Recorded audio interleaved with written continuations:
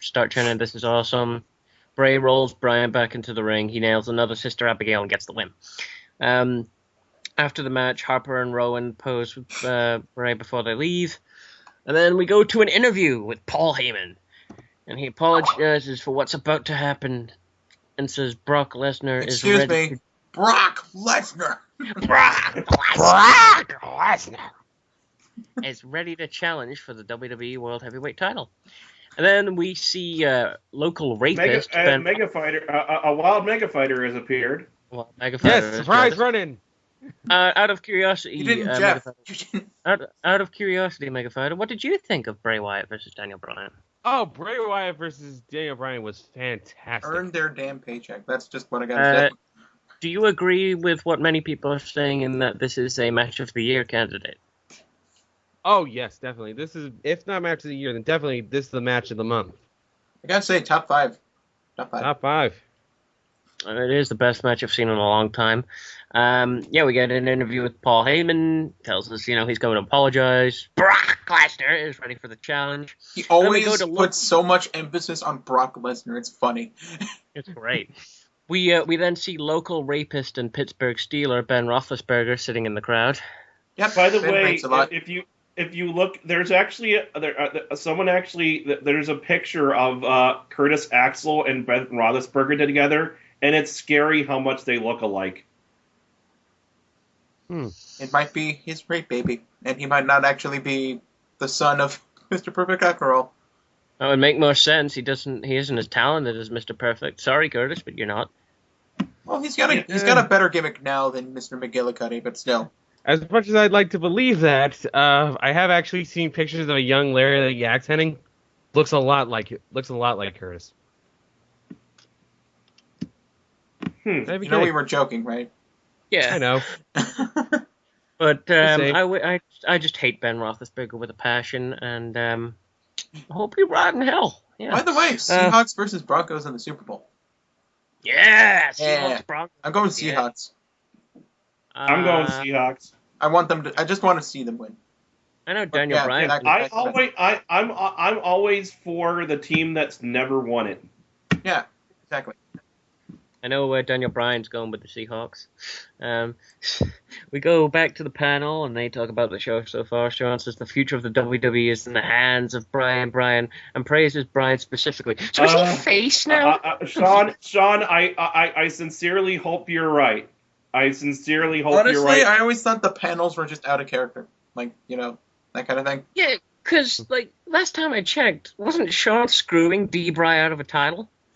Yeah, but at the same time, let's just say, Jim Duggan was speaking like a reasonable, sensible person for once. Besides he was being coherent. So and Ric Flair was being crazy, but that's just Ric Flair. Here's the other thing that was weird about it. He praised Bryan specifically. Did you forget? This is another case. This is the first moment of the night where someone completely forgets what happened previously. This is one of the things that WWE has a real problem with. Is they don't. It's like they treat their audience like they 3-month rule, dude. 3-month rule. Like they will never have. They can't possibly remember what happened before. 3-month rule. If it's been 3 months, we'll forget about it. That's just how wrestling works. It has always been that way with the WWE. Sadly, Continuity isn't their best thing. It would be so nice. It would be so nice if they would actually remember their history and they're totally capable of showing the people who don't remember what happened before. They're totally capable of telling that story to the people who don't remember it. Yeah, dude, completely. Obviously, because of all the footage they have and archived. I mean, all you need to do is hey, we've got this unified title. Boom! Here's this point where we had a unified title, and it was thanks to Chris Jericho. There you go. It wasn't like they just said. It was they just didn't. They didn't even bother to mention it at all. It wasn't like no. Didn't even bother to mention it on commentary. It's ridiculous. By the way, The next match is Big Show versus Brock Lesnar, and I love the first thing they describe about Lesnar. Or the first two things they describe about Lesnar. Lesnar. Out next comes Brock Lesnar and Paul Heyman. Lesnar looks huge and is wearing his Jimmy John's cap. He loves them sandwiches. At some point, they gotta put over the Jimmy John's because it's just like he'll never let go of that fucking place. I wonder if he's doing that on purpose. They should totally have him like doing an F5 while like a giant Jimmy John sandwich is like stuffed in his mouth or something. He'll F5 the This sandwich is so big I can F5 it. Why is it that maybe have a giant foam Jimmy John sandwich and he F5s it? F5 the sandwich onto the table where it like Now, cuts up into perfect foot-long pieces. Now, why is it that Brock Lesnar does nothing but give me an endless chain of lols in whatever match he's in? But I don't know. I don't know what it is, but for some reason he keeps doing these weird. He keeps like doing these. He keeps trying to do a scream and failing miserably at it, where he ends up like his voice breaks, and it just goes completely. His pitch just completely skyrockets upward. Because at first I'm like, holy shit, Lesnar's gone crazy because he unloads on show before the bell, completely unloads on show. Heyman tosses in a steel chair and he smacks show with it several times. Bell still isn't rang yet. Lesnar's just unloading on the Big Show with steel chairs because the story here is simply that Brock Lesnar felt embarrassed by the Big Show and wants to get his revenge. That's it. Referee checks on Show, but Lesnar comes out over with another big chair shot. Show rolls out of the ring. Lesnar drops the chair and waits for Show to come and fight. Show rolls in. Lesnar goes to with some stomps. Bell still hasn't rang. He then whacks Big Show with the chair again, and then immediately ruins all intensity by yelling for the bell to be rang. ring the bell! Ring the bell! But the referee won't do it. Referee grabs the chair and tosses out the ring. Heyman hands Lesnar under the chair. The bell rings and Show blocks the chair. Nails the knockout punch. Both are down. They go to the floor and Show tosses Lesnar. Show gets a big body shot against the barrier. Rolls Lesnar back in and both are hurting. Show come in and calls Lesnar a son of a bitch. With another big body shot, Lesnar ducks a knockout punch, lifts Show on his shoulders, walks around with Show on his shoulders, and nails a big F5 for the win. And that's it. And that's it. And then, It was you literally have a like 3 prolonged minutes. beatdown. And then for like the next 10 was just him hitting with the chair. And he Usually proceeded 4 chairs. 4 chairs, and there was one point where someone like tossed him. Someone off camera tossed him a chair. It was like the Stone Cold guy, except like instead of beers, it's a chair. I like how Spoonie described it. It was like he summoned a chair with the force. Come to me, chair.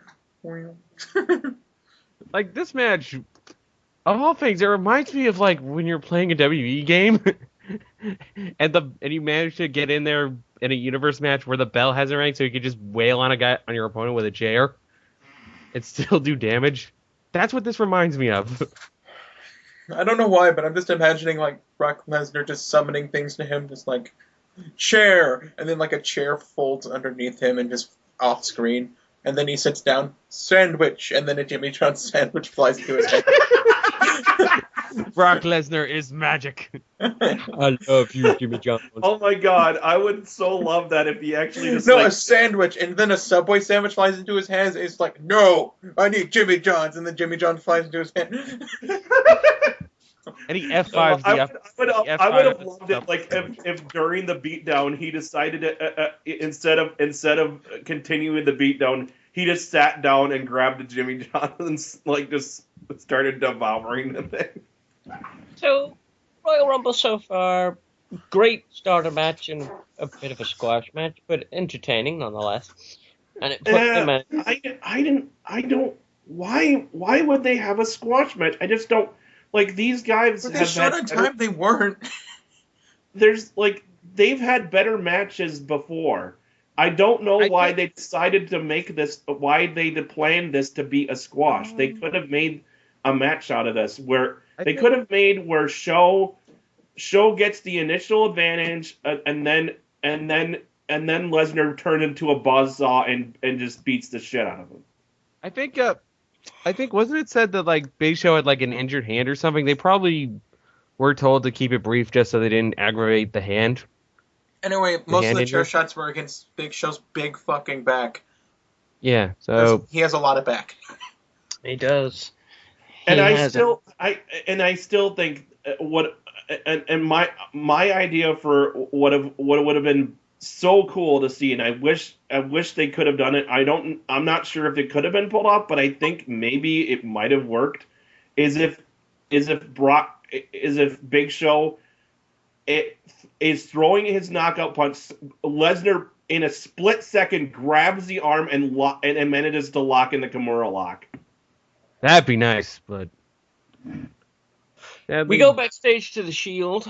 They understand only one of them can win and say the Shield will be standing together when it's over.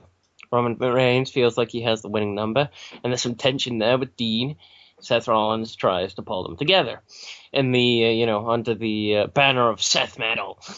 Renee Young is backstage with Randy Orton. Orton isn't worried about John Cena or the line forming of other potential challenges. He says none of them are worthy like them and decides to call Bray Wyatt a Duck Dynasty reject. Wow. That is low, sir.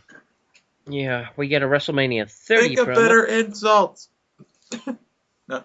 Yeah, we get a WrestleMania 30 promo, and we get a promo for tonight's World Heavyweight title match, the WWE World Heavyweight title match, between John Cena and Randy Orton. If you rewind to 2007, you'll have seen this match before. This is like a clip show of other John Cena and Randy Orton matches, except for really is. It's like that moment in stealing spot in their match. Probably. Dude, it's like that point in the sitcom where they've ran out of ideas, so they do a flashback episode. It's like, hey, remember the time John Cena and Randy Orton fought? And it's like every match that they ever fought. It's the Madden rule. If you've seen one John Cena versus Randy Orton match, you've seen them all. And the funny thing was, me with my memory that likes to forget things and then remember things really well.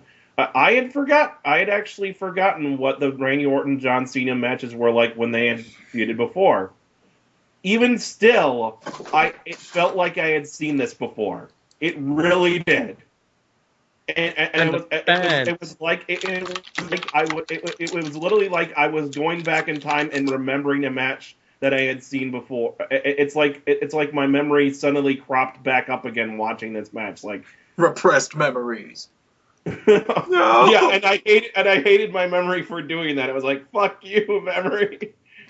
So for the next 15 to 20 minutes, this is literally every single John Cena Randy Orton match you've ever seen in your entire fucking life. And it's until near the end when it gets jeffed. Yeah, and it didn't need to be. This was another the story going into this match. We had a story going into this match where Orton attacked Cena's dad for the third time. By the way, I think he's getting really used to people beating up his dad. That's probably why he wasn't as angry and brawling. He was just wrestling a straight match because it's just like, well, he beat my dad, whatever. Broke his dad's eye. And it's like it's almost like between Raw, the Raw where he attacked Randy Orton but didn't really get to get his hands on him that much, and the Rumble, so he must have hit his. It's like he hit his head really hard and forgot what happened. Or he's just really used to people beating up his dad. Oh, you beat up my dad? But I think Spoonie has the best explanation for what the reason they didn't do it. The reason they didn't have him wrestle like a house of fire and trying to basically beat the shit out of Orton. The WWE is scared to book him so safely because they are scared to death that if they change him in the slightest, give him an edge, make him more likable, anything, that they will lose the fans that they have for Cena, and that they'll start losing the returns that they get on his merchandise. Like people will, like the kids will stop buying it if they change him at all. Yeah, here's the thing. I don't believe in going full 180 heel turn, but come on, a little intensity. Kids can handle it. Honestly, it's not his it's not his position on the face heel spectrum. It's his lack of depth. Seriously. Yeah. His character is so one sentence. Yes, I know. I've ranted and basically said some things that I regret. I've said some things I regret about Cena in the past, and I apologize for that. I went a bit too far, but it is a big problem that they never let Cena look fucking human.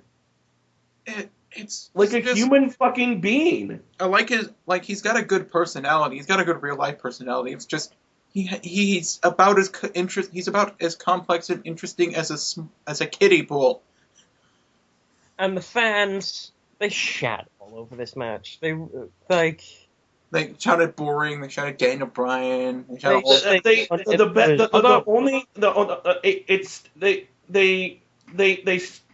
to get they started with a let's go Cena sucks. They tried to be interested in it at first, but it was pretty quick that they just they immediately fuck this. End this, please. Yeah, although I have to give Orton this credit. He did kind of start taunting the fans when they started doing the Daniel Bryan chant. He started getting he's not here, deal with it. Just posed on the turnbuckles just to piss him off. Yeah, that didn't do any favors. There were "We Want Daniel" chants. There were Randy Savage chants. They were doing the wave. They were saying this is boring. They were doing anything to not watch the match. You both suck. They were doing anything and everything not to watch this match. This is awful chants. Anything. Yeah, as Spoonie, and I know I know, but if you do the wave, then you've lost it. Then everyone's watching the wave and not the match, because they're waiting for the wave to come around again, and then they're watching the wave because the wave is cool. Hey. Yeah. I'd like to do the wave. If I was watching that match, if I was there, I wouldn't start chanting.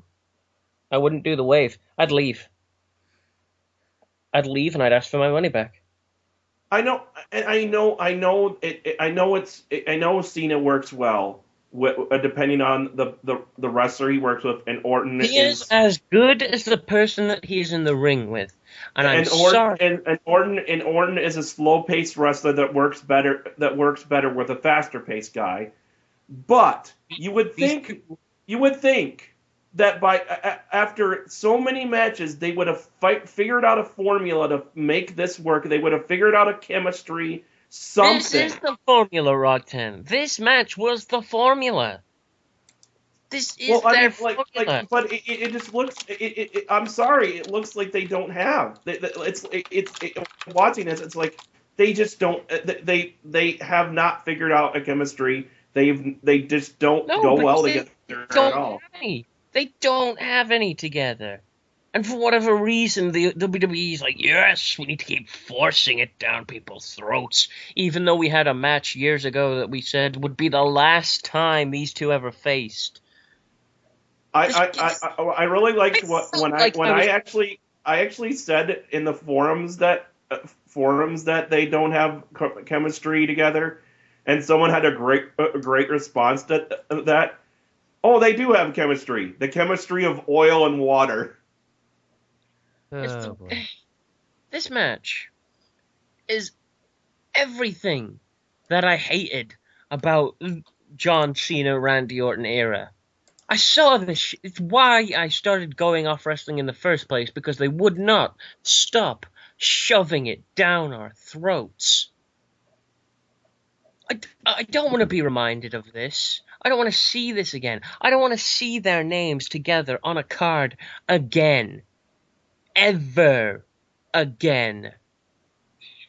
And I had forgot. I kind of and I'd forgotten this, but back when this feud was happening, there was a match that Cena and Orton had where they basically said whoever wins this match, this is the end of the feud. They will never wrestle again. Dude, they had at least 2 of those kind of matches. At least 2 where they said and even after they had said match, I remember them doing them having matches again after. They still had matches after that. Yes, they did. It's ridiculous. It's like right after they said they said this is the end, they did it again. It's like, you said this was going to be the end. At this point, I felt like I was just, at this point, I swear to God, I just felt like at some point the Spirit Squad's going to come out and feud with DX, and we're going to get Mr. McMahon saying he's better than God, and we're going to have a match between. I swear to God, it was just giving me flashbacks to some of the worst years in wrestling. These 2 were at the cornerstone. They just booked themselves into a corner with this, and honestly, I had this feeling like they wanted to get it over with as soon as possible. Once the fans started shitting on it, especially, yeah. These 2, they just were going through the motions as soon as the fans started shitting on it.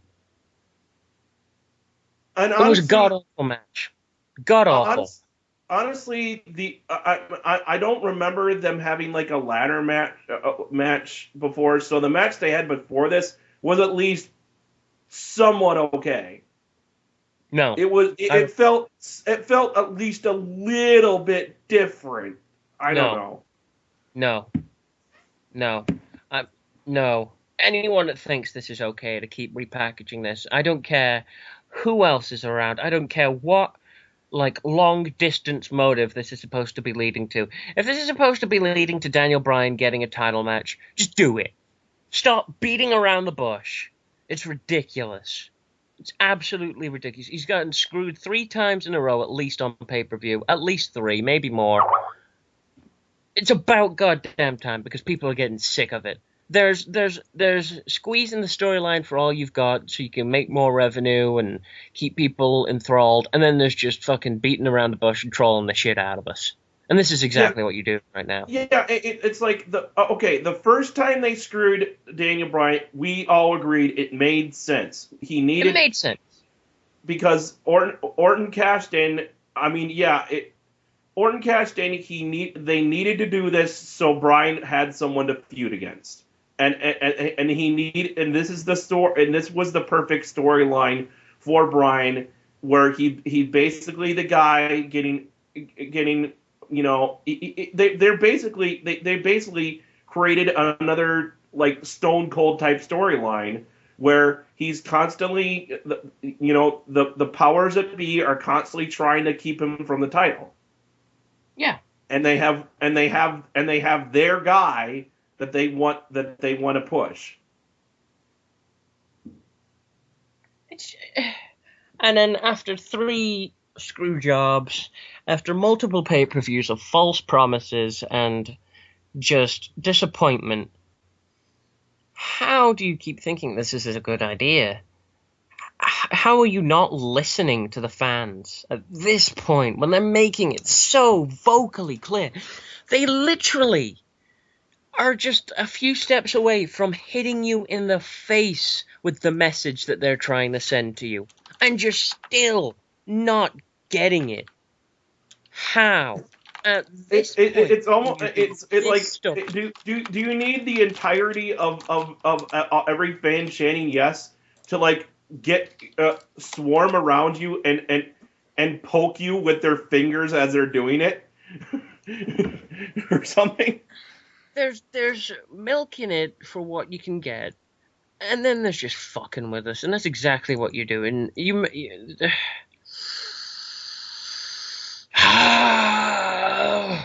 I want this product to be good. I want it to be good, and they fuck it up every time. And it's always near WrestleMania. Why is it always near WrestleMania? Soon as the Royal Rumble comes around, it's like, well, it's fucking up the good shit time of year again. It should not be like this every time of the year. Royal Rumble comes around, well, it's time for everything I loved about this company to get fucked over systematically, one bit by bit. And you did it the worst way. God, After the match, Orton avoids the Wyatt family and leaps through the crowd. The Wyatt family enters the ring where Cena is still laid out. Rowan shoves Cena into a big boot from Harper. Rowan beats Cena down in the corner. Harper whips Rowan into a Cena with a big splash and follows up with a clothesline from Harper. They hold Cena while Bray laughs. Bray turns upside down in the corner and walks over to Cena again. He says, "Behold the creators of the new world," and nails Sister Abigail on Cena, and the fans finally break out and rejoice with yes chants. Wyatt's pose over Cena as their music hits and they leave together. We go to replays. We come back to see Cena being helped out of the ring. He leaves on his own, however, because it's fucking Cena and we can't have our fucking Superman looking weak for one fucking moment as his music plays.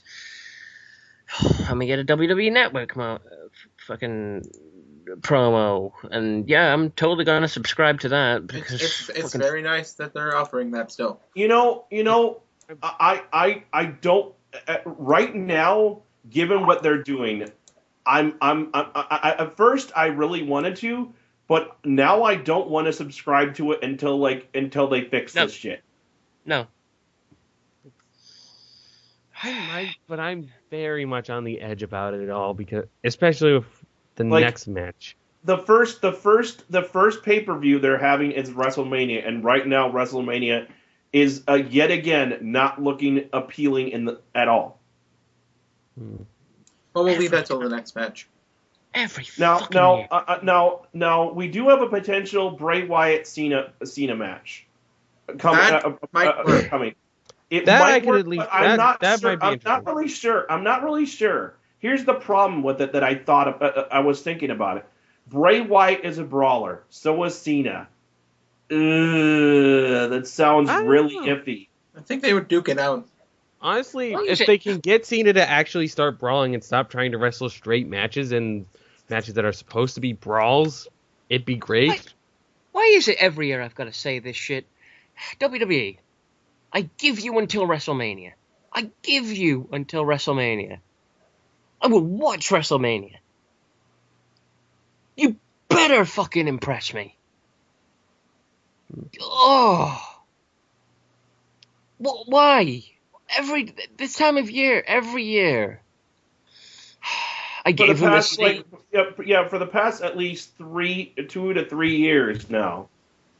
I gave them the same ultimatum last year, and the only reason I started watching after WrestleMania, I lasted at least a good 3 months after WrestleMania, was because, I heard good things, and doing the C show, decided to start the C show up again. Every time though, this year again, such a good year, and then Royal Rumble comes around and ruins it every year. It's ridiculous. This match, the Royal Rumble match. Let's. We do have some stuff before the Royal Rumble to talk about. Renee Young is backstage with some new champions, the New Age Outlaws and the Tag Team Champions. We see how they won the titles on the pre-show earlier tonight. They brag about the win and have a victory party, but Renee isn't invited. Congratulations. New champs. Did we get a commercial for pizza rolls? I did like how they started they were yelling in her ear, right in her face. New champs, and then they leave, and then one of them comes back, new champs. Then they both come back, new champs. 50-year-old. God. Good Lord. And then we have I will say this about the New Age Outlaws. At least I'm not completely offended by it because they at least can still fucking go. Yeah, a bit, but they're gonna eventually have to drop it quickly. I don't want them to have too long of a reign. Sorry, but Yeah, I I just feel agree. like I feel like they're transition champs at best. I didn't even want them to have a reign. I'm sorry, they are dinosaurs now. I'm sorry. That's like me. Look, Jake the Snake came back at the old school Raw. Friggin' mugged the hell out. But I don't want to see He didn't Jake, get a fucking U.S. title shot. but I don't want to see Jake the Snake going and getting a title shot. I don't want to see these old guys coming back and getting title shots. It's not right. Exactly the same reaction I had to when Rock instantly got a title shot from coming What back. gives you a fucking title shot, you know? It's not fair that guys like Punk, these young guys, work their asses off Every fucking week. For years, to get a rub. Every And these week, guys, 4 or 5 a week. Yeah, and then a guy who's been gone for years comes back and instantly leapfrogs everyone into the title picture. I bet like 4 people went, well, there goes my push. It really does. The guy who did Southland Tales really deserve a shot at the WWE title? Really? I don't even know what Southland Tales is. That just shows you how fucking obscure Southland Tales is a horrible movie The Rock started. You mean every Rock movie? Well, Yes. to be fair, there were a couple Rock movies Remember that the were Doom okay. movie? And all the fucking Fast and Furious movies? And that one fucking Mummy movie he was in where he just had one line? And then that got him a To spin-off. be perfectly honest, I kind of liked the Doom movie. It was I mean, it did kind of pervert. He was in a bunch of shitty comedy movies. I liked the game. I liked the game plan. Honestly, I liked the game. I liked the Doesn't matter. I liked the grid. I liked the Gridiron Gang. I think that was probably the only few roles that I've ever seen in him that actually worked to some degree. Well, and he had a very brief role. Now he's in a shitty Heracles movie. Hercules. Yeah. That's the Well, old Heracles technically. The name yes. is actually Heracles. Yes. Ali is very serious about making sure you pronounce the Yeah, Greek well, to be heroes perfectly right. honest, I feel the same way. I feel the same way that I don't know why. I don't know why they continue to call him Hercules. I don't know what started it. It's probably just easier to pronounce. Yeah. Probably, yeah. How is it Or it easier just sounds to pronounce? Hercules Either that or it is- just sounds cooler. I don't know. I like Heracles. I don't know. Maybe that's what the name translates to into modern language, because that's what I don't know. Yeah. I think it but might be just Because the- if you something look at it, it looks like Heracles.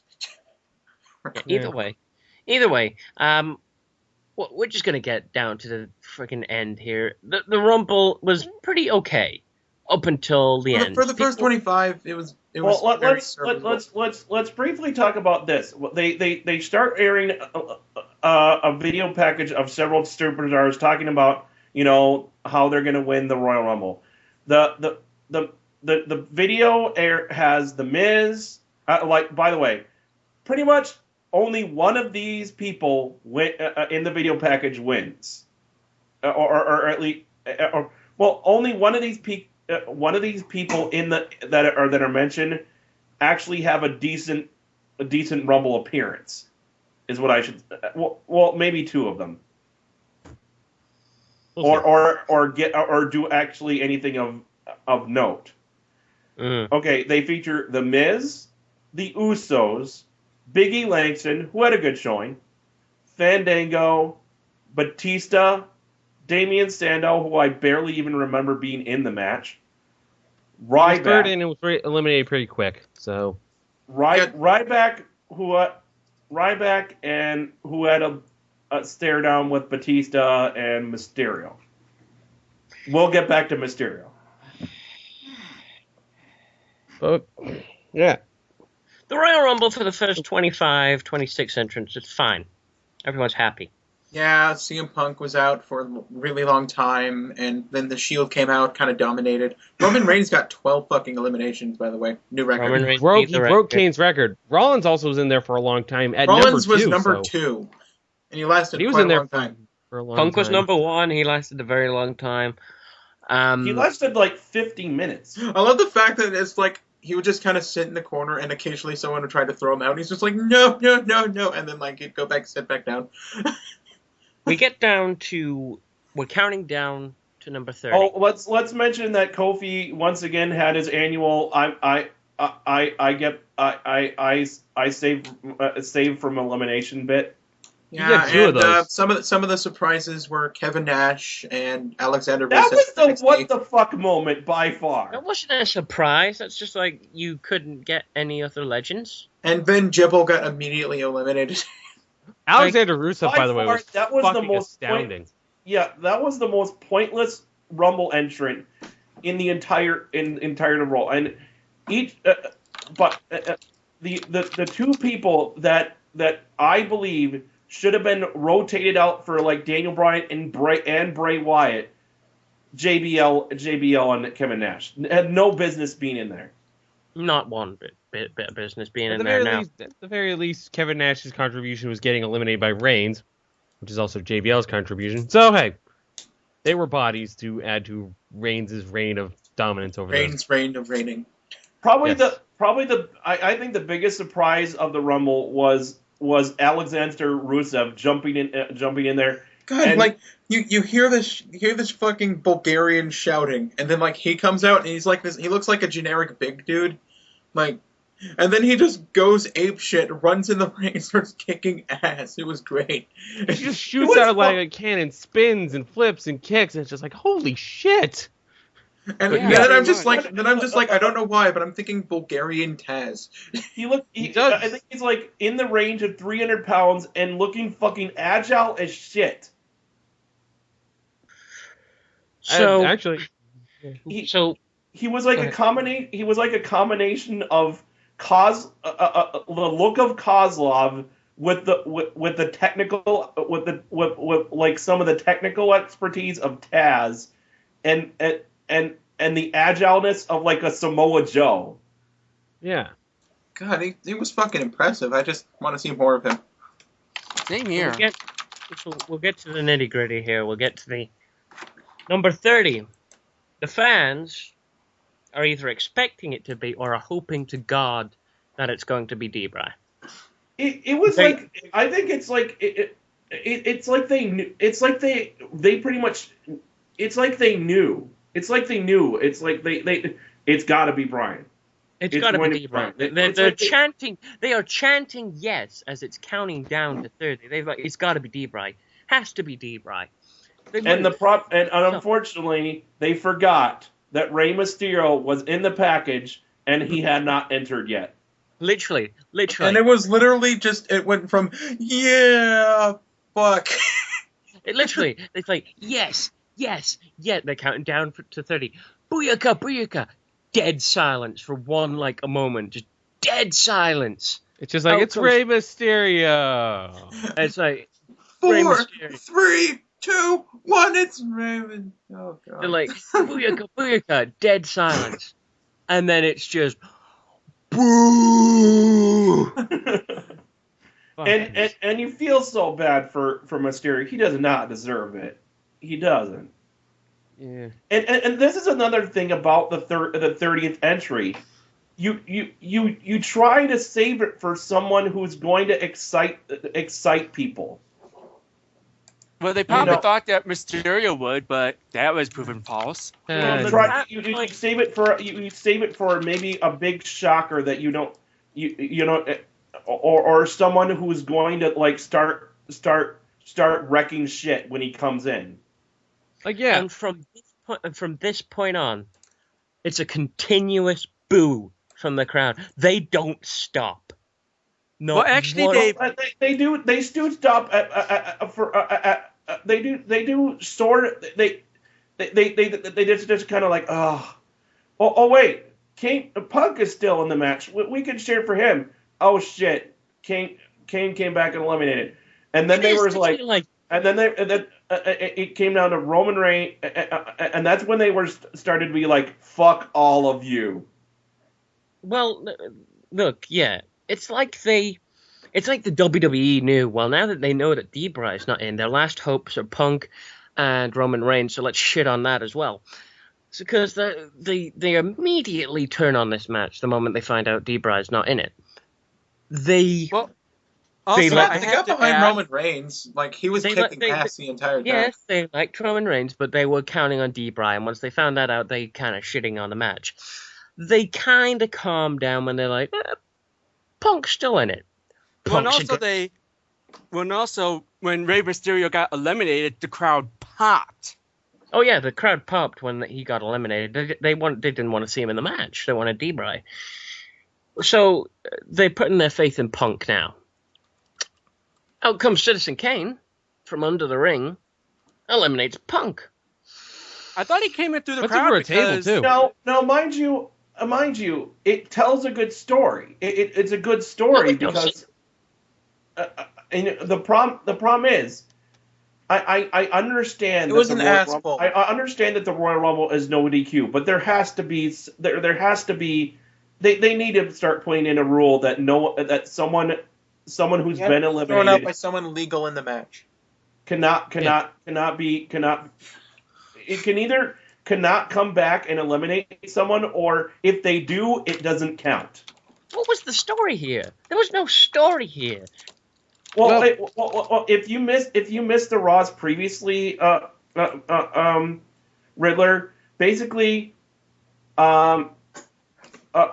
Kane at one point had basically told Punk, "You're going to be treated with." Came out during a Punk promo, how he was basically dissing on the authority and saying they're out to screw me, and Kane came out and said, We actually want you to headline WrestleMania. We're going to treat you with respect. And by the way, he came out with, I think,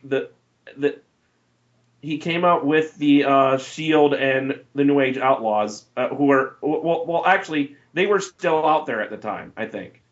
And Kane came out and basically started saying that. And as he turned to leave, Punk basically said, well, Kane gave him his word. And then Punk says, your word doesn't mean anything coming up from a sellout suck-up. And then Kane said, get him, boys. Basically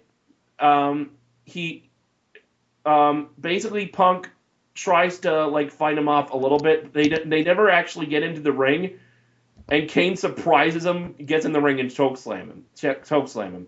The next week, Stephanie McMahon makes Kane apologize to him. Punk basically responds by going, I'm sorry too, attacks Kane. Kane then proceeds to say, everyone has a random draw except you. You're number one. Well, and also during the match, Punk eliminated Citizen Kane. Yep, Kane came out in number 5. Yeah, I know that Punk eliminated Kane. I thought that was so hilarious. That was actually kind of funny that he came out wearing his suit. He was just wearing his suit pants. It was great. I'm not even going to get into my gear. I'm just going to take off my jacket, get in there. Kane eliminates Punk, and the fans are losing all hope. We all knew it was going to be Batista win, but for God's sakes, we had hope that Reigns would do it. We prayed, but then... We prayed, but no. It's a back and forth between Batista and Reigns. Reigns did really good. It's just Reigns had a better spear than Batista did. Oh yeah, he had a way better spear. Batista fucking botched his. He hit him fucking awkwardly. But of course, we can't have anything good come out of this other than one match. That'd just be too much to ask out of a fucking pay-per-view. Batista turns around to a big spear from Reigns. Reigns gets a pop. They tangle, and Batista reverses an Irish whip, and Reigns goes over the top. Cue the crowd. And the exchange between Reigns and Batista lasted maybe a minute and a half. Yep. There was at And then the least... crowd proceeded to shit all over this. which they had every right to do.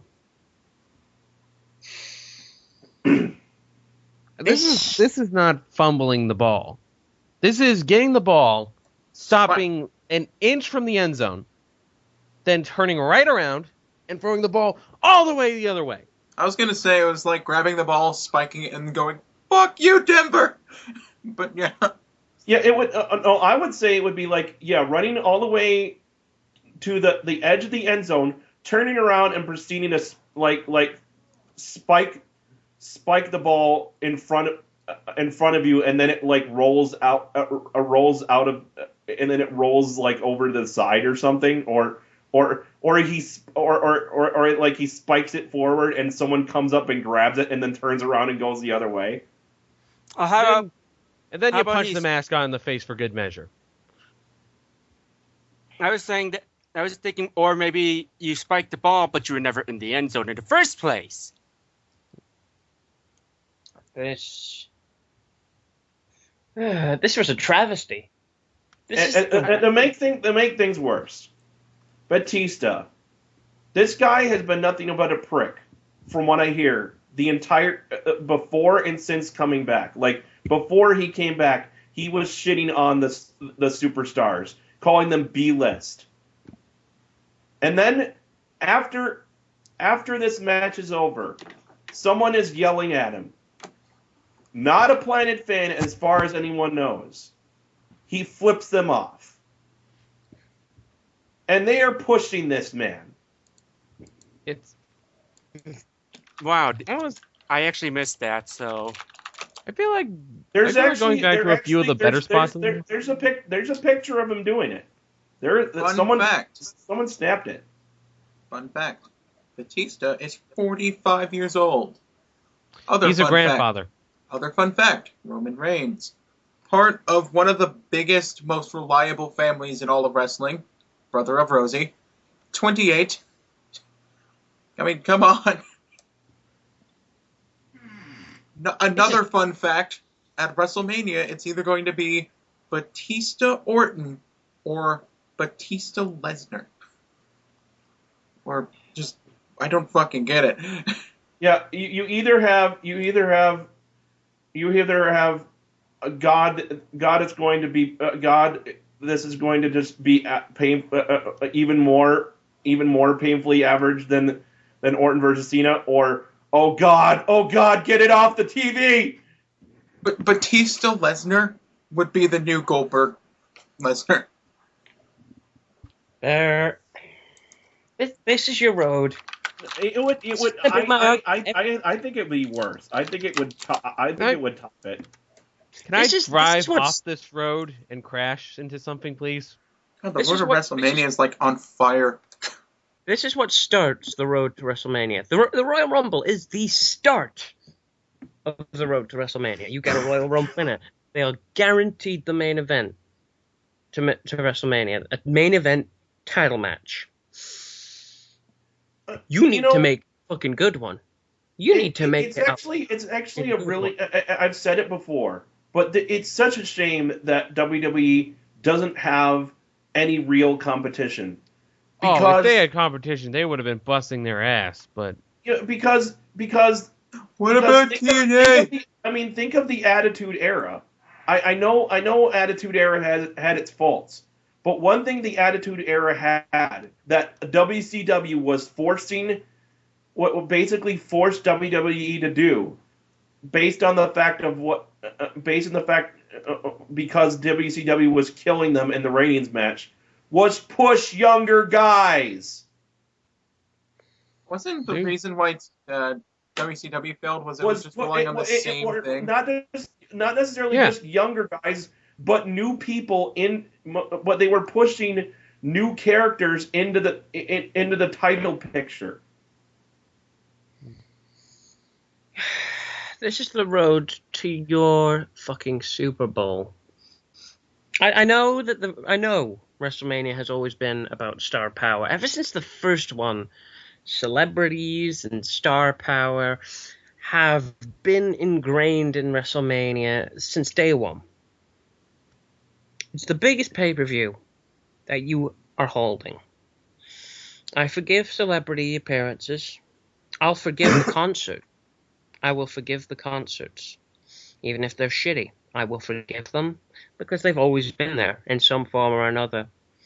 What I will not forgive is terrible, poor booking for what is supposed to be the best show that you are putting on in the year. I will not forgive you handing a main event WrestleMania spot, something that every superstar in that roster would kill for, if not a match with Taker. If not a match with Taker, a main event WrestleMania spot. Something that they would kill for. You give that to a guy that's been away for how many years? At least 4. 4. At least 4 years. Been away for 4 years. And he's clearly lost a step. He doesn't. Clearly lost. He's lost his muscle. He doesn't look as good as he used to. Terrible on the mic. He can't cut promos as well anymore. Terrible on the Good. mic, and a complete asshole. You give this to a guy over your hottest commodity in Daniel Bryan. You give this to a guy over a guy like CM Punk. Why? Over Roman Reigns, a guy who is popular with the smarts, with the casual fans, who's popular in the back. I can't believe this, but I'm actually going to give credit to The Rock, because at least The Rock would have drew money. At least The Rock was a huge The Rock, team. all things considered, is still a very nice person in real life. He's not a complete douche. He was still a big name. Who the fuck is going to pay to see a main event with Batista in it? Not me. Hardly anyone remembers him. He after he gone. I don't think a lot of casual fans remember. Roktan, people remember him. People remember him. You know what? You know how people remember him in my circle of friends? Oh yeah, Batista. That's the basketballs don't hold grudges guy. The guy who had a complete fizzle out of an MMA career, by the way. And here's you know what people are saying. I've heard people saying is this part of the reason they think part of the reason that Batista they have Batista win the Rumble is because he has a very, very meager film career. And the fact that he's going to be in the Marvel Universe spin-off movie Guardians of the Galaxy, they think WWE may be counting on Batista to be the next Rock.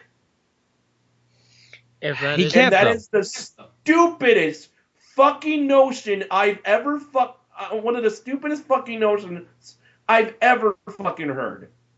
If that is the case, Vince, you need to get out of that office right now. I don't even. If that is the case. Of all the people who you would think that would be the biggest thing of importance in Guardians of the Galaxy, it's not Batista. I think more people would see Guardians of the Galaxy for Rocket. I'm not even saying this year. I'm saying to you guys right now, forget it's 2014, Batista's been and gone. Let's pretend that Batista's always been here. Let's pretend it's back when Batista still had something about him. He was still there before he quit, before he left, before he did all this MMA stuff. If I was to tell you, Batista's in the main event of WrestleMania, are you going to pay for that? Are you going to pay to watch that WrestleMania? No. God, I think he'd actually be worse off, because he'd probably have... I think I would just not fucking bother. I would ask them to pay You can literally, from the Royal Rumble roster, pick 10 people that are suited for a title shot. Now, I at least understand why Batista initially quit, because I didn't remember this, or I just didn't, or they never told us this. But in his last match with John Cena, he actually broke his back. Ooh. Okay, that's a legit reason to quit. Yeah, but coming back 4 years later, and it's just, ugh. I don't. Worse. No.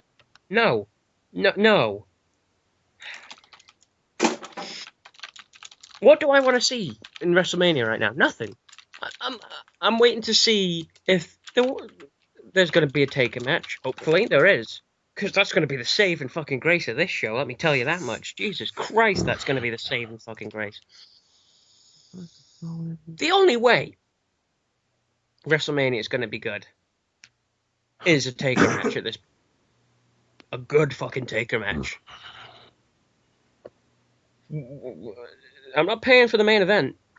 I'm not paying to see anything right now out of WrestleMania. Is there anything like we could bet is going to happen at WrestleMania at this point, other than Batista in the main event? Batista winning. There's been a lot of different rumors, a lot of different supposed plans that people have heard about that they're going to do for WrestleMania. I've heard Brock versus Undertaker. Oh God, no. That's no disrespect to Brock. No.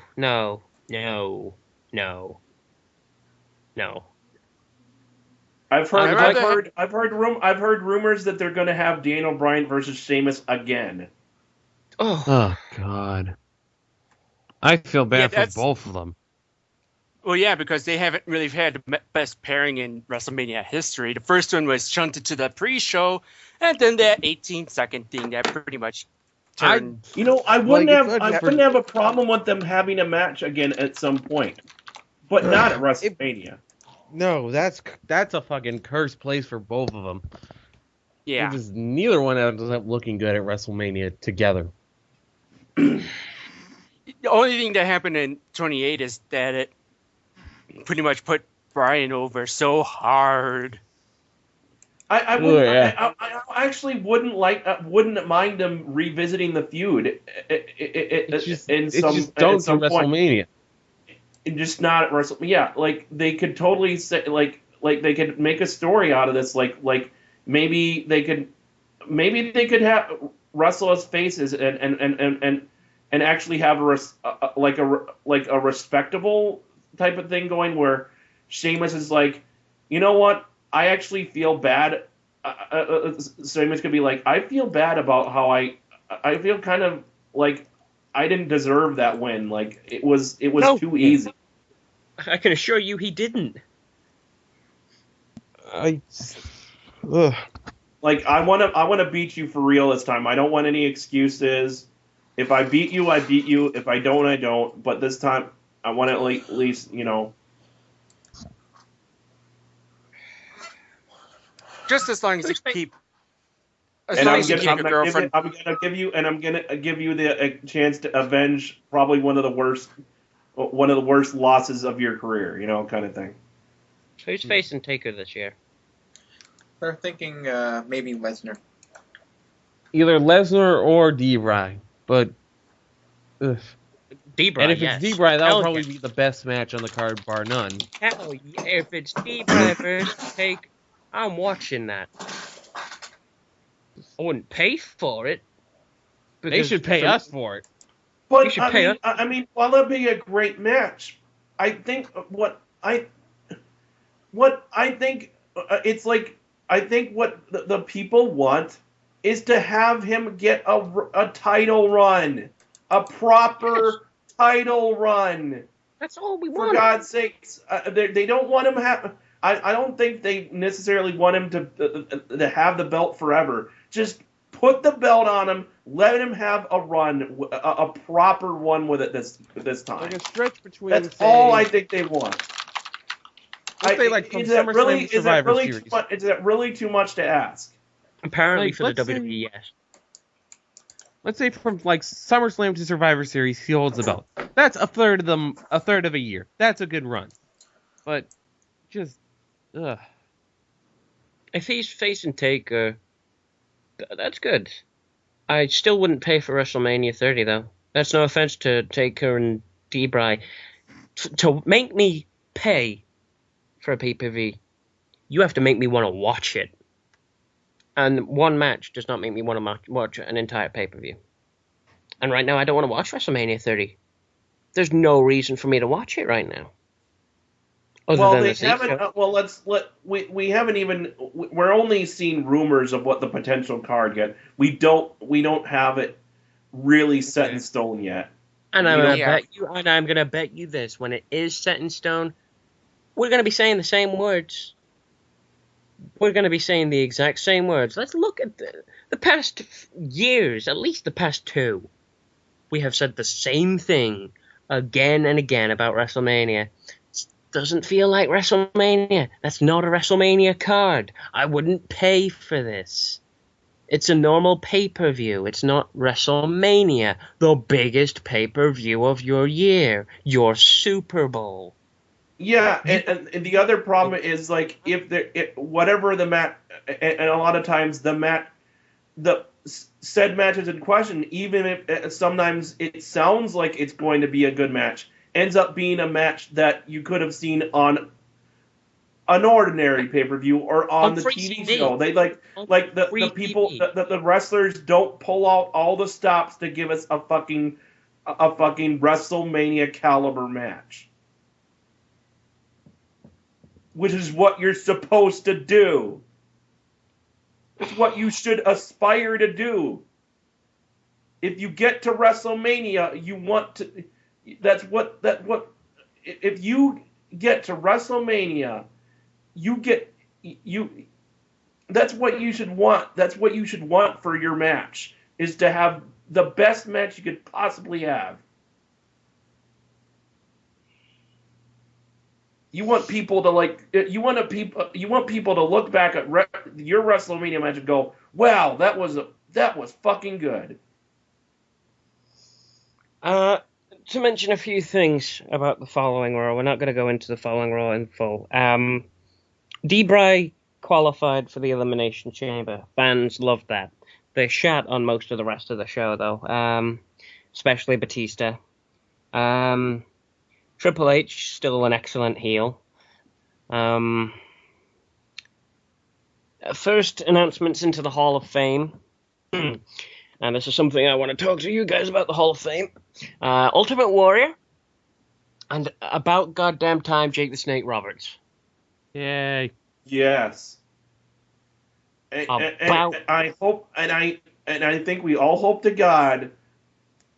Hopefully, we finally see Macho Man get in. I doubt it. Doubtful. I doubt. I mean, we're all praying for it, but not likely. I doubt it because Macho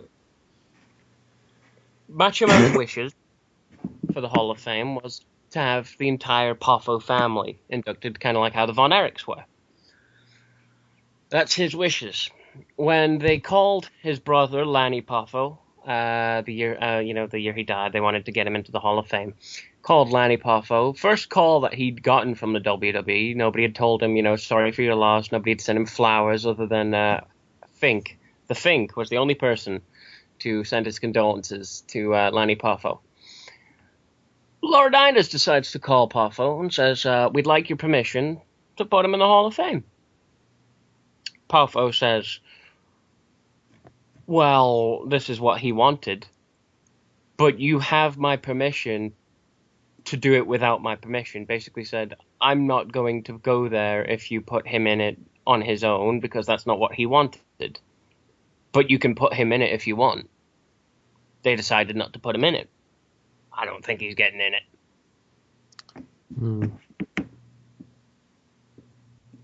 Same way with, I'd like Owen Hart to get in there. We all know the story with Owen Hart. That ain't happening. As long as his wife is there to protest and blame the entirety of the wrestling sport for his death, who also has nothing to do with the Harts herself now, that ain't happening. Lou Thesz, the longest reigning world heavyweight champion, still not in the Hall of Fame. What the fuck? Actually, that's a good question. Why the hell isn't Lou Thesz in the Hall of Fame? What's keeping him back? Exactly. Fucking WCW inducted him into their Hall of Fame. WWE, you can't do that. You're inducting WCW guys now. You inducted the Four Horsemen. You've inducted Vern Gagne. You inducted Vern Gagne. What's You wrong know with one you? other person. You know one other person I'd like to see in the Hall of Fame, just even in like the real Hall of Fame instead of the fake one. TNA. Sting. Yeah, he deserves it. He'd never go in there. Yeah, He he would probably would refuse never to his go. death. He'd probably never go in there just because of his. I think at least that partially makes sense because he continues to hold this fucking grudge against the company, This which is petty this ass grudge. This stupid grudge. Oh my god! You know, one of the things I was told about part of why he does this is he said that one of the reasons is because Rock once said, "Who are you to Booker T?" Guess what? He showed the footage of that happening. It was during a brawl, and it was The Rock saying his catchphrase to Booker T. He uses this as evidence that WWE buried WCW. It's just like, no, Sting. Well, they did bury WCW, but still. Well, yeah, but you get my point. It's just like, that's not, no. Damn it, Sting, you're an idiot. Yeah, exactly. Yeah. That's what the Rock did. That's what his character was. Chris Jericho seemed to have managed quite fine. And hell, Booker T eventually recovered. Who else do you think they're going to put in the Hall of Fame this year? Because I don't know. I mean, we all know who They we might want put going. Paige in there. They could. They could put Paige in there. I feel like he deserves it with all the work he's done with Jake and Scott. So Scott Hall, yes or no? I don't know. Has he been cleaned up a lot? He Yes, has, played. but I'm not sure if it's entirely. So they might hold off for another year until they're like 100% on him. I'm going to say this jokingly, but I'm sure that might happen still. Batista. Nah, not after the reception he's getting. If he goes in and Savage doesn't, that's not a Hall of Fame. I don't deserve to. No. If Batista goes into the Hall of Fame, it will just become a hall. Yeah, that's what I was saying. I was trying to joke about it, but knowing that That's my thing, though. It's maybe Paige, maybe, but who else can they induct? Really? Right now. Well, they got to get a celebrity induction, so maybe Kevin Federline. Yeah, celebrity. Oh, please, God, no. Fuck that. Fuck that. He won a match against John Cena, goddammit. Who gives a shit? People have been inducted for less. He would have no relevance to anyone at this point. If you inducted him, they would be like, who? And you would have to literally clue people in to remember. By the way, who Kevin the fuck he Federline was. is hilariously fat now. It's great. I mean, Jake the Snake and Ultimate Warrior, that's a great start. It's just, they usually build up to the big one, like, this is our main guy that we're inducting. Wasn't and I'm Mae like, Young in it too? Wait, she just died. ooh, they'll probably put Mae Young in, yeah. Wait, is Mae Young already in? I think Mae Young's already in. Yes, she is. 2008 class. Oh, yeah. Yeah, she already inducted. That's Paul Bearer? Oh yeah, definitely. That's a good chance. That's actually a good chance. They'll probably. They should. I can't see them not. I can't see why not. Putting it. That could be one. Paul Bearer. I don't know I if that'd followed be Paul Bear's blog, and he's such a nice dude. I don't know if that'd be their big one. Maybe Paul Bearer. But I only remember this. Even though I am agnostic, I felt very touched by Paul Bearer's "Be Blessed" whenever he finished his stream of treats with that phrase. Yeah, the only other people I can think them inducting are the ones that we say will never get inducted, though. Who knows? They'll still surprise us, probably. Hey, if I see Randy Savage, I'll be like, you know what? It's not the way he wanted to get inducted, but he deserves it nonetheless.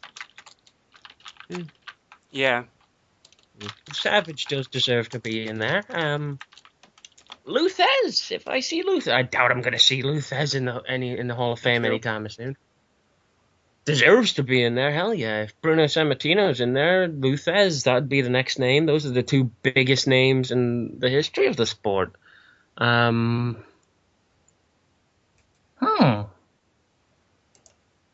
Bearer. I can't think of anyone else.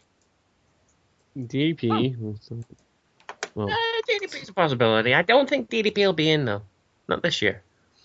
I don't know why. not this year, maybe next year. Who knows?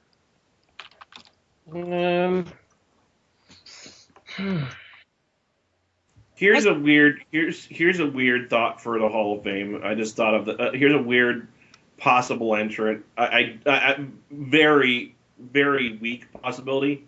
Goldberg. Nah. Well, maybe for his WCW days, but that's it. I don't see it. I mean, I'll they were say able to this. reach out for him. They were able to reach. What? I'll say this. Was that- I'll say this. If we see that Taker is being inducted, because we know he is going to be a Hall of Famer someday, if we see that he's being inducted, we can assume that this is the year he retires. Yeah. Because it was the same way with Ric Flair. He was announced to be inducted, and we knew he was going to retire. And also, Edge was inducted after he retired.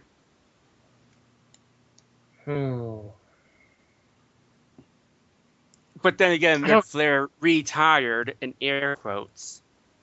Yeah. Then he jumped over to TNA. Terry Funk? Is Terry Funk in the Hall of Fame? Hold on. I think. No. Wait, I think the. Actually, the I just Funks thought have been of this- inducted. I think. I just thought of this. Would have been like the ultimate like dick move, but actually also kind of funny at the same time. Is like at the Royal the 30. They get to number 30. You hear Brian's music, but then it stops. Barrett's music hits. You were expecting someone else? Well, I've got some bad news. Oh, that would have been fantastic and evil at the same time. I would have been pissed and okay with that. Just like Yeah, I think it would have gotten more of a pop than Rey Mysterio did. it probably How would many- have. How many people do they induct into the Hall of Fame each year, usually? good question. Six. Six. About. Six. Actually, Around about six. yeah, about 6. It'll depend. Sometimes I'm counting celebrity induction. Sometimes they'll do like stables and tag teams. I say, obviously, Ultimate Warrior and So yeah, 6 inductions in total. Ultimate Warrior Jake the Snake, yes, obviously. Don't know who their celebrity might be, but there'll be a celebrity. That's 3. Kevin Federline. I doubt it'll be Federline. There's others. Paul Bearer, I'm saying, will probably be in this year. That's 4. Only other ones I see is possible. Brian Pillman, maybe? Honestly, I would can be see that. cool. I'd like to see Pillman in the Hall of Fame. Hmm. Maybe? I doubt it. And Randy Savage. But I doubt they'll put him in. It's gonna be surprised to see who else they put in this year. I am gonna be surprised. Yeah. Triple H, he did a wonder last year by getting the guy we thought we'd never see in Bruno Sammartino. So maybe he can work his magic again this year. Who knows? But I'm not looking forward to WrestleMania 30 right now. They need a reason for me to watch it. Here's a weird thought. What if Triple H goes in? Excuse me while I suck my own dick. It's a possibility. He is a wrestler. when you with the stuff he's been doing nowadays, yeah, I could see it. He certainly has shown a lot of contributions to the world of wrestling at this point. He hasn't been wrestling, so I mean, technically he's eligible as far as I'm aware. You don't have to, he isn't wrestling, so I don't know if he's officially retired from wrestling. By the way, we really need to mention this. I feel like I really want to mention this. Mick Foley, the unofficial ambassador, the official / unofficial ambassador of the WWE, proceeded to post in his blog that after the Royal Rumble result, he was going to put a brick through his TV. He ended up not actually doing the brick, but he did smash it with a bat. He smashed it with a bat, yeah. And people are saying, "Oh, it's a work, it's a work." It's just like, God, guys, can't people just be genuinely angry at shit? Please. I know Mick Foley. It actually makes me wish that I'm hoping to God that I'm hoping they probably won't, knowing WWE, but it would be so cool to see him just show up on a Raw and proceed to shoot on the Authority. Do a shoot promo on the Authority and Well, there is no such thing as a shoot promo. Work shoot. Of course. Work shoot. I'm sorry, there is no such thing as a shoot promo. There's blurring the line. That's what I meant. That's what I meant. Like a worked shoot, a shoot type promo. Like him just talking about the entire thing, and then just the announcer going, "Well, he's not supposed to talk about that." You know? I hate to sound like a smart because I'm not one of these people oh, it's a work. There's blurring the lines because let's be honest here. If anybody had the balls to try and go out there and do 100% shoot promo, they'd either be cut off either via camera or mic, or they'd be fired. Yeah, or they'd be fired the next week, or suspended, or frigging something, some form of punishment. It would not go and, be unscathed from that. There's no such thing as a full shoot promo because they'd be risking their jobs in doing so. Mick Foley doesn't have a job with the WWE technically, so he could do a full shoot promo, I guess. But he's probably under a Legends contract actually, but yeah. Oh yeah, probably a Legends contract actually, yeah. But Mick Foley, he's an honest guy. I don't see him deciding I'm going to break a TV just to try and get over the storyline. He may have just honestly, and people say, "Oh, it's because he's cheap. He wouldn't break a TV." It's just yeah, he's cheap, but at the same time, fucking TVs aren't exactly the most expensive thing in the world. He's and to cheap. a guy like Mick Foley, who apparently they think he wouldn't want to break a TV then. Well, then again, it's just how much is a TV usually? Depends on the size of the TV and what kind of features it has. Give a rough estimate. 100 for a cheap one, maybe? Yeah. How much is that to Mick Foley, really? He's been a best-selling author at least 3 times. I think he can spare a few $100 to replace the TV he broke in righteous indignation. Hey, I don't. Even if it is a work, fucking keep talking, Foley. You're giving fans motivation. Even if it is a work, good for you. Keep doing it. I'm all for people making a story seem real. I mean, for God's sakes, I bet Vince was shitting himself with glee when he found out that the BBC had actually written an article about it. International exposure. Mainstream international exposure. Mainstream. Vince has dreamed about shit like that. Maybe that's what he intended all along. It's he didn't care that he got maybe he's been disappointed with the reaction that he's not been getting that reaction, so he purposely did something that he knew would give him negative exposure just because negative exposure is better than nothing at all. Yeah. So it's a possibility with Vince. Anything's a possibility with Vince. He could literally have his finger over the button of a nuclear warhead and try and make good TV ratings out of it. the man is completely and utterly unpredictable, and credit to him for that. But I do think he is legitimately insane. I'm not gonna lie. There's no debate on that. He might He's just Vince be one of McMahon, the damn crazy- it. He has stated before that he regrets his I don't know if it was his. I think it was his father-in-law, or no, not father-in-law, but it was like his stepfather dying because he himself wanted to kill him with his own bare hands. Yeah, he hated The his man is stepfather. messed up. And with that bombshell, well, Vince McMahon wanted to murder somebody. We'll end the C show. Actually, I would like. Is there anything? There were some things that I'd like to personally talk about. Since we've had this theme of on the Steve show of like talking about things that we like or don't like on the show. I know this is ending the show on a bad note, and I didn't want to do it that way. I wanted us to be like start with the things we didn't like, and then end with what we did like. But I'm not sure. Well, we almost ended on the note of murder, so I think anything afterward would be some things I don't like about what's been other things that I want to mention that I don't like about what WWD has done. Damien Sandow and Dolph Ziggler, their treatment has been utterly poor, especially Sandow.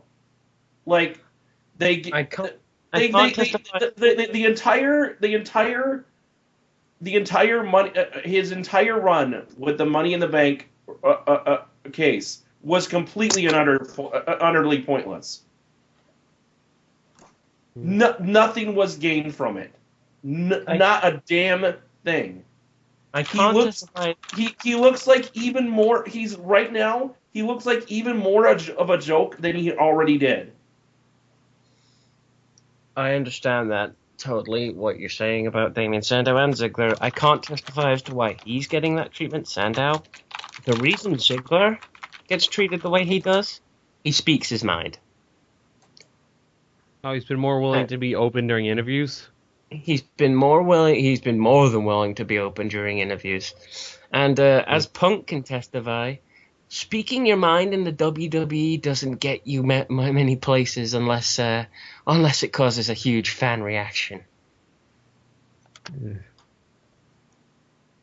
Other things I don't like. Why the hell do we still have a tag team of Curtis Axel and Ryback? It's like there's no. It's literally like the only reason they're a tag team is because they're Foreman Heyman guys. They don't have any there's no chemistry between them. They're both boring as hell. This team it makes no fucking sense. And Curtis Axel, I held high hopes for Mr. Jim Henning. Joe. Is that Joe Jim Henning. Henning? Is that the right? That's the right name, right? Joe No, Henning. it's Joe. Joe, I'm sorry. Joe, I held hopes for Joe Henning coming back and getting repackaged. I hoped that we would see some improvement. We did, but it's only been marginal at best. He has some interesting moves. He's borrowing from his parents, which I don't have a problem with. But overall, his moveset is entirely just like a generic heel moveset, not very impactful, not very interesting. He wrestles well, but it's just not that interesting. And even with Heyman, he shows flashes of charisma, but whenever he talks, he has the charisma of a wooden post. Yep. The problem with the charisma and personality of a wooden post. The problem with being the son of Mr. Perfect is pretty much the problem of being Mr. Perfect itself. When you are a guy called Mr. Perfect, you can't do anything wrong. You can't. you do that, And Kurt and really couldn't do anything wrong for the longest time, so I saw a Legends Roundtable on the internet one time, and it was Ted DiBiase, senior. He was talking about having to step out of his dad's shadow when he was becoming a wrestler.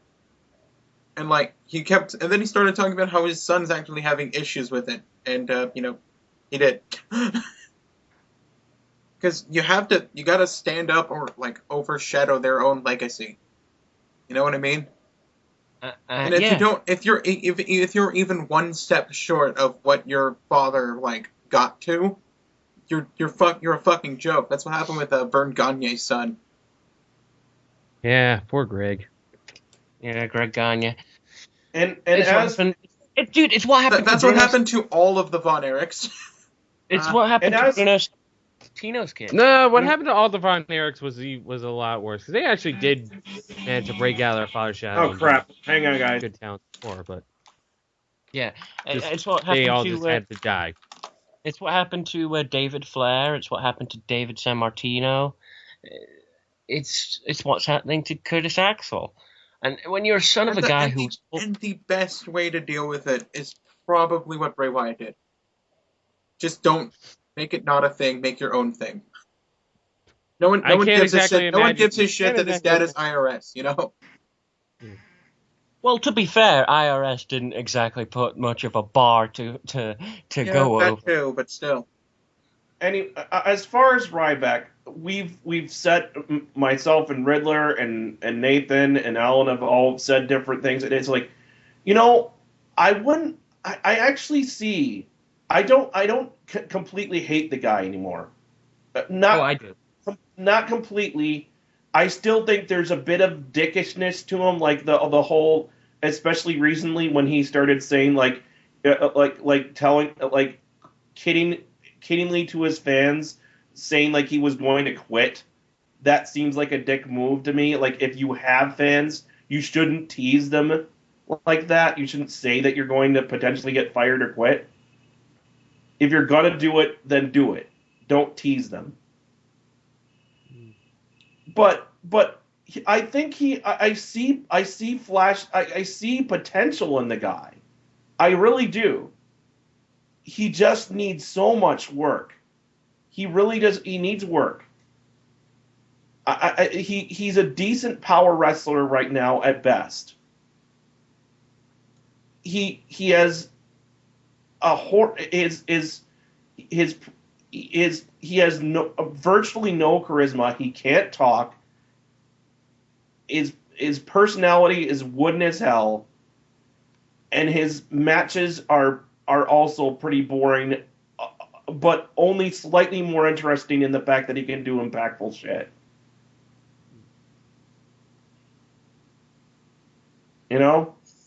Yeah. It's like both of these guys. It's like the WWE. You have your developmental center. They're not really. These guys are clearly going nowhere. Get them to your developmental center and work on them.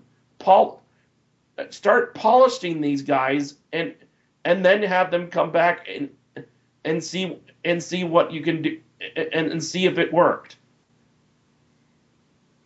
Because clearly they're not working right now. Yeah, there's no excuse anymore for people to be unpolished. I'm sorry, not with that developmental center. We saw Alexander Rusev. He was amazing. Yeah, if you're lacking in mic skills, you can record yourself doing a frigging promo in that development center and watch it back, getting criticism and critique and advice on how to improve your promo skills. They do that? Yes, you can.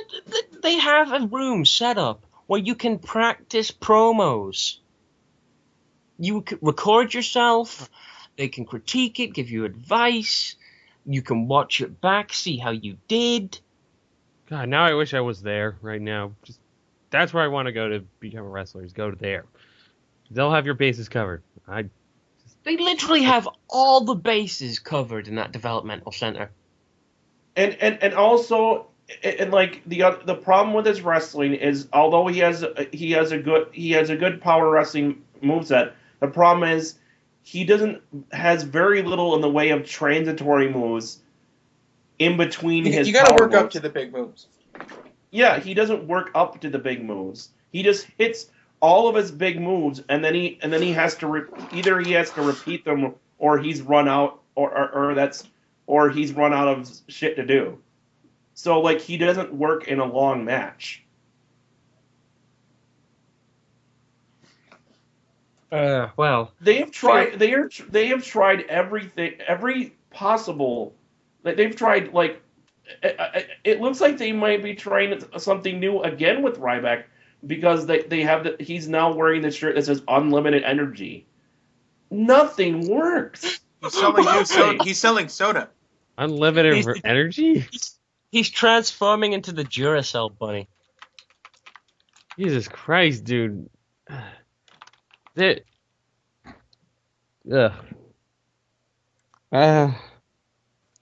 So unlimited energy. But He's gonna start drinking energy drinks, isn't he? We're just gonna see like shameless plugs for like Monster or Rockstar or Red Bull. and I want to say, I also want to say this about the Divas division. Here's the thing, the Divas division.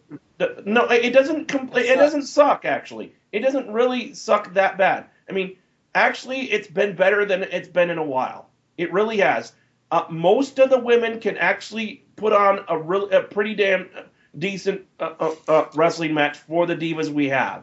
It's actually so many of the divas have improved a lot and gotten so much better. It's actually rather watchable now to watch them wrestle. The problem is they're not giving any character. They're not given any time to have any character development. They still have them in like the storylines, if they give them anything at all, are shallow and just stereotypical. So and the problem is they're giving nothing for the fans to care about, so they still don't. Whenever the Divas match comes out, and it has been a pretty decent match, they still don't give a shit.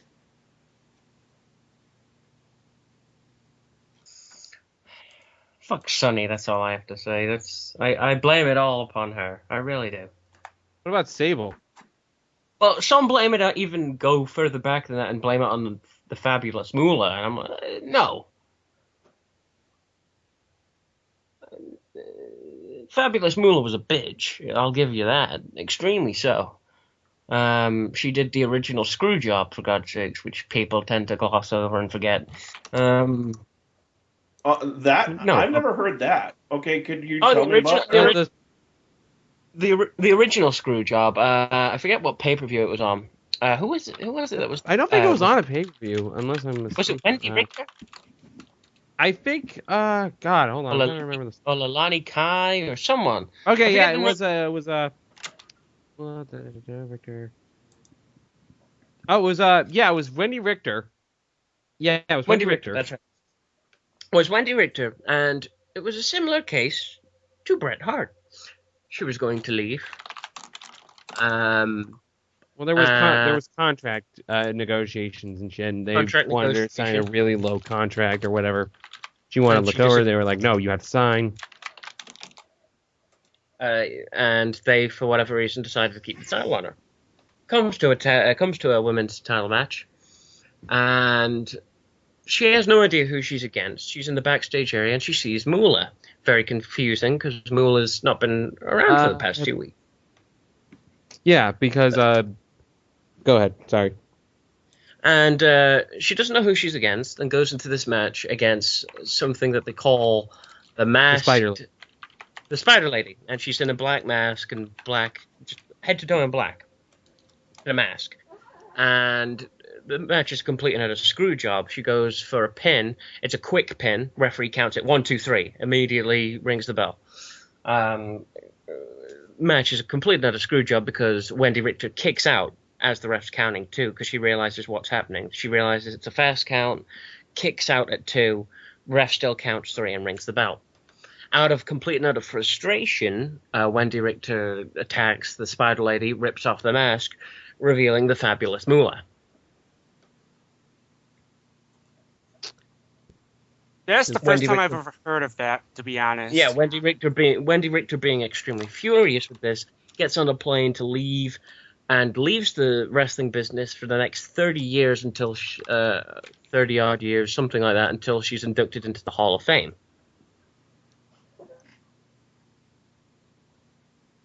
People do tend to forget about it because the Montreal Screwjob gets obviously more attention, and it's more recent, but that is called the original Screwjob.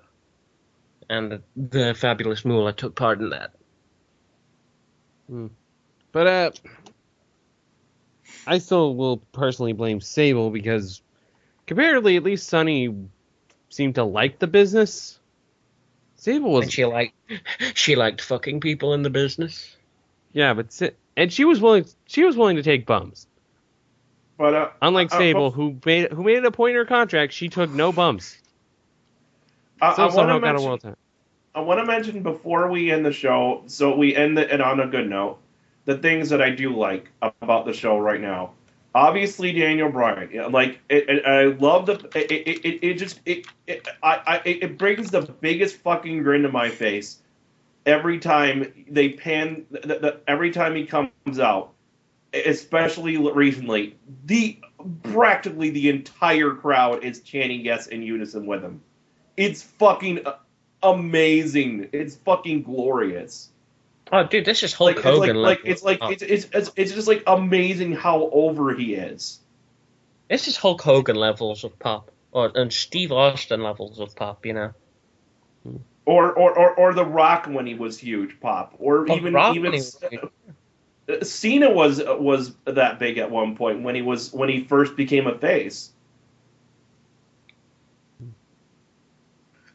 It's amazing how over he is. Yeah, it is. I fucking love the Wyatts. Wyatt is creeping me out, and that I loved every minute of it. Oh, yeah. He's doing his job. He's doing his job. That's the thing. He's creepy cultist guy, and he's doing the creepy cultist guy thing. Seriously, would we have ever thought that Husky Harris would have ever become a favorite of ours?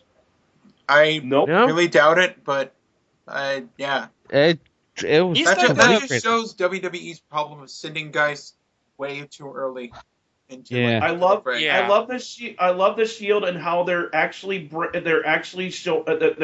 letting each member of the Shield show each of their different strengths. Honestly, the Shield was them doing it right, where all of the members of the Shield have clearly enough experience to just get right out there and get working. It's just that especially recently they've given each member of the Shield a chance to shine. This is one thing. I don't. Again, there's a lot of things about the way they the things what they do with Cena I don't like. But one thing Cena seems like such, especially up to recently, has been like. He's been doing so well at it looks like he's actually pushing other guys. Like he gave Seth the match between him and Seth Rollins was fucking incredible. Like he still won the match, but he let Seth Rollins fucking shine in that match. Like we said, dude, he's as good as the person he's in the ring with. He's really weird, but yeah. It's like Play-Doh. If that makes any sense. I love the Real Americans right now, especially Zeb Coulter and his hilarious signs that he's bringing out every fucking week. His hilarious racism. At first it bothered me, but now it's like he figured out how to make it funny. He really is that old racist white man that everyone has in their neighborhood. Yep. Even more so one North Dakota town. I like the fact that the Usos are finally getting on a roll. I wish they would at least let them have a character though, because they don't really have one. They're just the guys that do that weird dance and chant in their entrance. Yeah. They're the sons of a fat guy. The sons of a fat guy. What else? Let's see. What else? Sons Bad of the news guy bears. with a Love giant that guy. I really do. Other than the fact, I mean, I actually am. I'm even though I like you, Riddler, I won't forgive him for basically running down the wrestling business before he came back, destroying the cruiserweight division. They pretty much. I'm liking what they're doing with Brock Lesnar. This is like you couldn't have asked for them to book Brock Lesnar better than they have. They booked him exactly like they should. And I'll give him credit where it's due. He's made me laugh a lot. Yes. And he's going out there and he's doing his thing. He's being a beast. I'll say this: even though Bray Wyatt it doesn't have the gothic charm to me like the Undertaker does, I really do like Bray. I really do like Wyatt. I wouldn't say Bray Wyatt's a gothic character. He's No, more no, no. like I'm saying that he's that much like the Undertaker. He's a creepy character, and well, way back when Taker was doing the ministry thing, which was when I got into wrestling. I forgot. Actually, I know this is. I forgot to mention something I don't like, and I know this is kind of going. But what the fuck were they doing with the Miz a while back? Where they turned him heel. It looked like they were finally turning him heel, and it was like finally, this is what they need to do with it. They needed to turn him back heel because that's where he's good. But they freaking aborted it so quickly. because he had a movie. Well, Pretty they much. should have planned this out. They should have planned. They should have planned his heel turn to be after the movie. This was a case of like monumentally poor planning. Congratulations. Hey, Roktan, here's the WWE. How's it going? I was about to say that really a lot of companies are starting to become so short-sighted nowadays. And the sad thing is like Miz seems like Miz. Unfortunately, I know he's had issues backstage, but the problem is like at this point, like is it just me who thinks that if you get the WWE, you're getting paid a decent amount? I'm assuming, regardless of what your position is in the company. If you get featured on the show, on TV, on national television, you're getting exposure. You're getting something out of what you're doing. If you want to progress in this company, you may just have to do a little bit of a little bit of what the company asks you to do, and you can't pout about it. If you pout about it constantly, if you show a bad attitude about what they're asking you to do, I mean, I'm not saying don't fight for a push. I'm not saying that don't ask them to give hey, can I do this? Can I do that? I'm not saying don't do that, but you can't pout about it by becoming lackluster, not caring, not like giving people bad matches or whatever the case may be. You can't pout about it in whatever the way you choose to do it, because they will continue to push it, and you'll just be in this cycle of they're not I'm not getting pushed, so I'm not gonna give a shit, so I'm not gonna get pushed. It's like the worst that's the worst attitude to have. You have to push through it. Very much. Or you're never going to get anywhere. You're never going to get what you want. And I have to agree with that. So finally, Regardless of what kind of business you're in, you're still in a professional environment. indeed. So we And will. if there's Miz I'm sorry to tell you this, but you need to start acting like you're a professional. I extend that to a lot of other people, but I won't get into that. Yeah, we'll extend that to a lot of other people. We won't get into that because it's time to wrap it on up. This was the C Show, and my name is Riddler saying, boy, we can ramble. Kind of zoned out an hour ago when we were actually done with the Royal Rumble. I don't. Oh, I was wondering why you weren't saying anything. Just like, what? Anyway, this is Mega Fighter. This is your Lord Star. This is Roktan saying, if by Mania they haven't given the fans a Daniel Bryan main event match, whether that's against Taker or for the title, I guarantee you, if the main event ends up being Orton versus Batista, or Orton versus Lesnar, or Orton versus Cena, or any weird, or anything but Daniel Bryan anywhere but the main event, that main event, I would not be surprised if if one of two things or both don't happen. The entire crowd completely, utterly gives the loudest boos and shitting on that match you've ever seen in history, or I think shit's gonna get thrown into the ring. Or starts leaving the stands in droves. I predict riots.